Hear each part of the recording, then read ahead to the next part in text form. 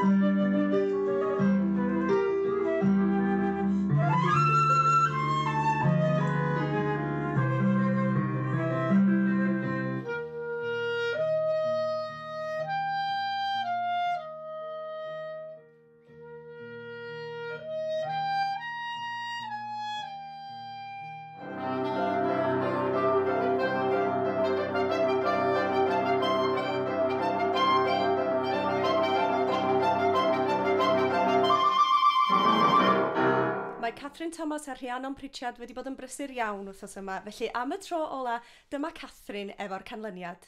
Diolch i bawb aeth ati i gystadlu yn y gystadleuaeth yma. Llongyfarchiadau i chi gyd, a diolch am eich holl waith, boed yn offerynnol neu yn dechnegol. Am roi perfformiadau o'r safon uchaf, dyfernir y drydydd wobr i Carys Gwenllian Haend.